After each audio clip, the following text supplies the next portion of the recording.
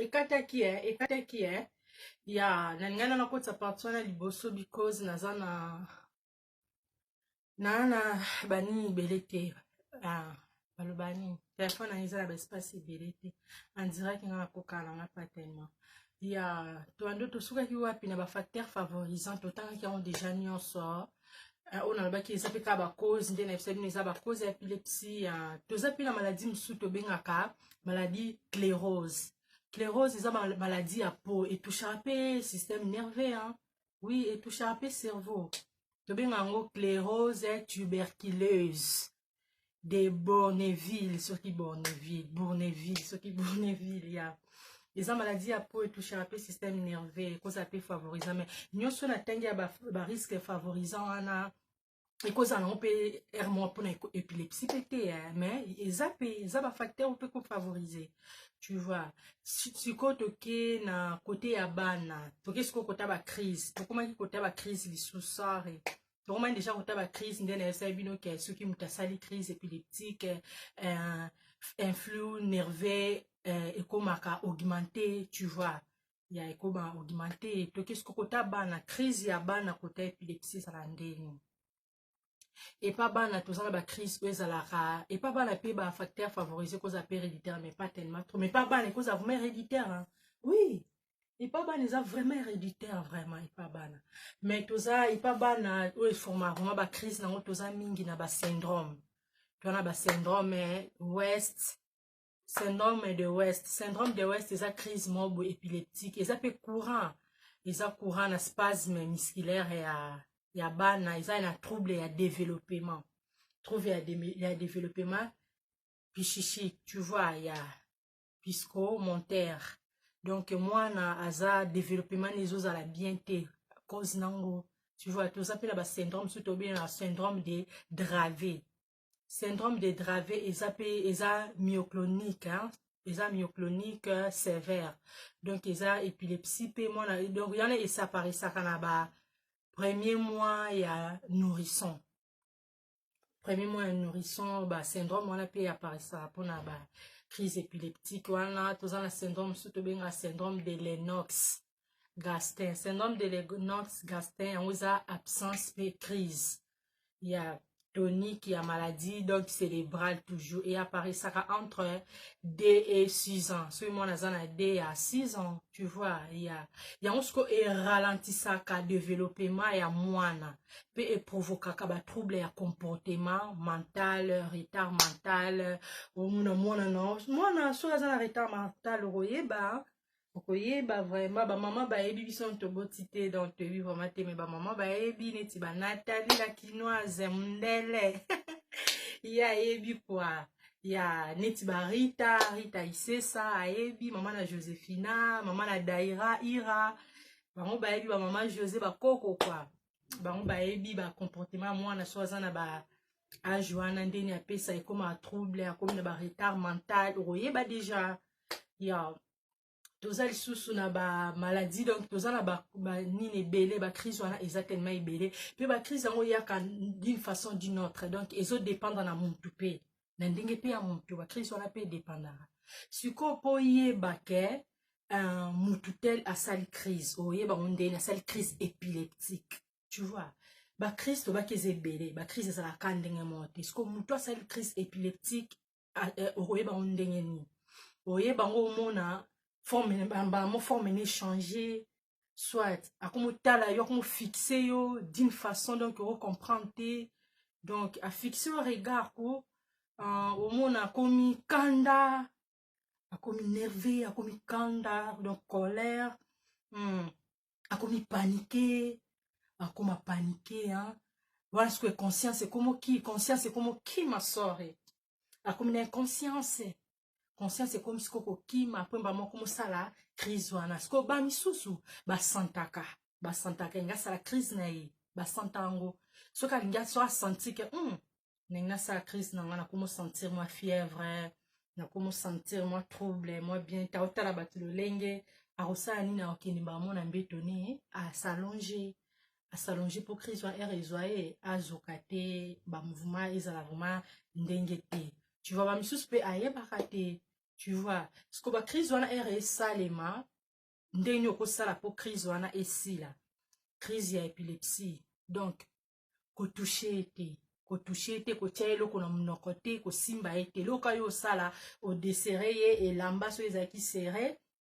Odesere yango longoli ba biloko eza pembeni wana parce que kozokisa ye. Tu vois, après azosa la crise nona ozota la durée crise wana esali. Il faut tala durée wana, il faut zala na ye okokima ete. Il faut zala na ye otala durée ya crise wana ndenge azosa la crise wana otala ba crise wana ezala nango mortel te. Eza te ka kokufa bango kokufa na bango yaka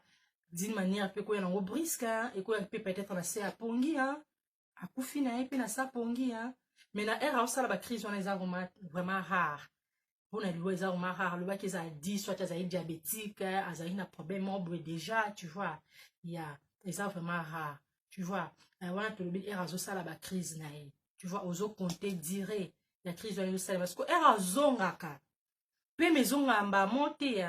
pe mezonga mbala monte conscience ezonga mbala monte yaka malembe omona conscience komo ya pe ma pe komi ko ya siko toke na diagnostic pona o diagnostiquer mutu pour le baki aza épileptique parce que to baki eza na ba crise ebele mutu akosa eza pe dia épilepsie siko pona o diagnostiquer ke mutu wana aza épileptique médecin pona diagnostiquer akosala nini soki maladi ayepa na ye médecin lokwa liboso akosala akotala nanu comportement ya malade erazoso na malade akotala comportement na ye avant tindeli ba examen oyo akokende kosala atali comportement malade médecin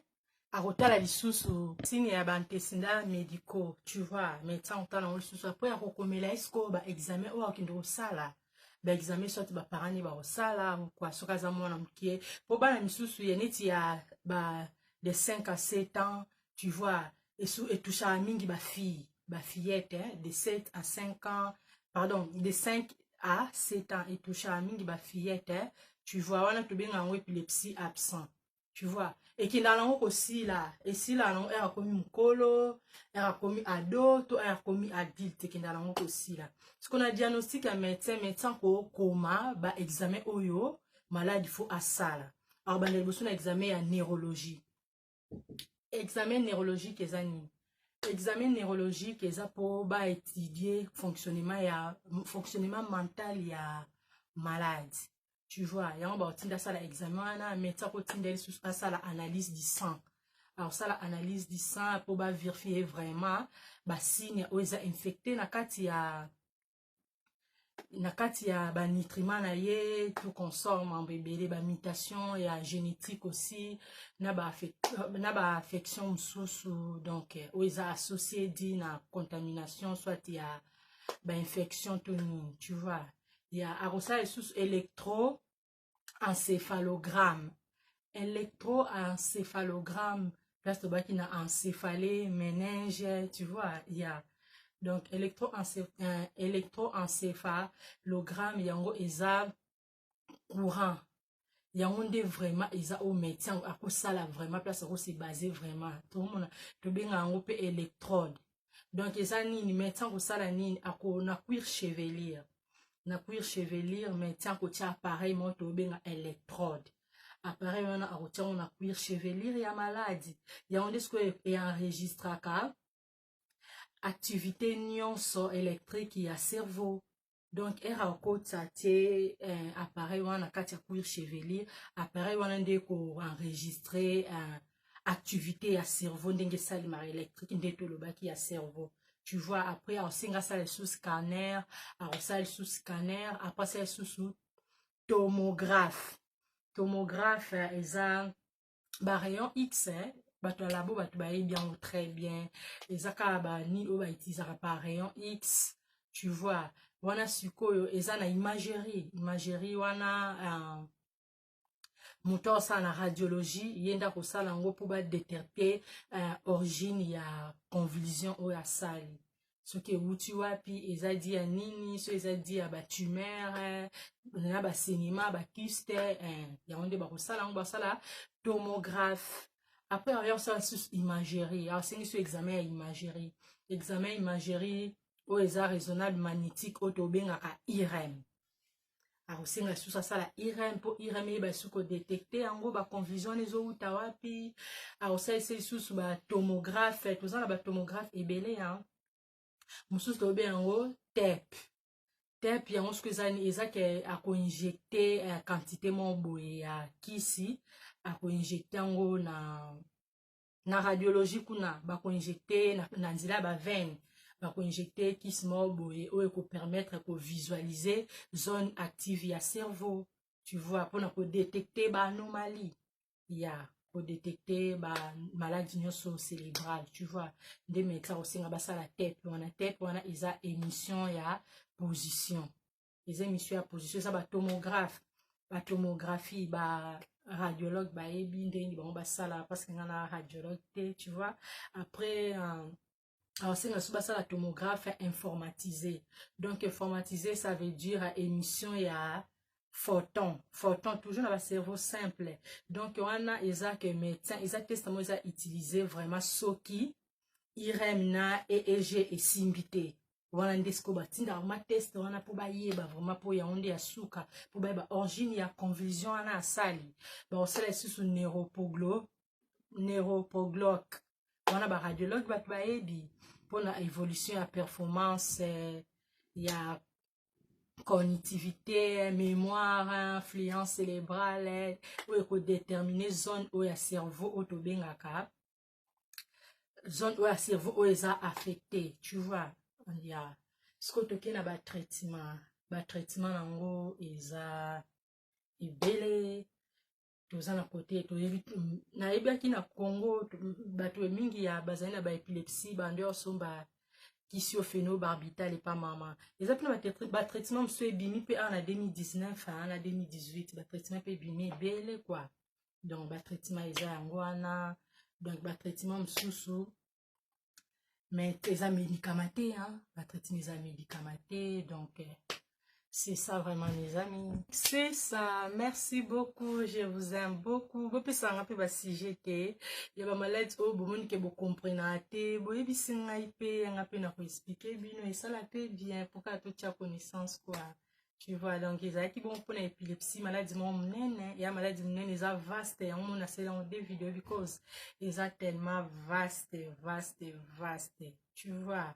Yeah, donc il faut surveiller la épilepsie très bien. So Monica azotalo miso etikali au fond ma otalo keba anya sala crise wana. Après eux kolanda to eba skondeni ba groupe sanguin na biso to eba ba ndenge ni bato bakoma na ba SSSS ndenge fonctionnaka tout comme ça. Bisous.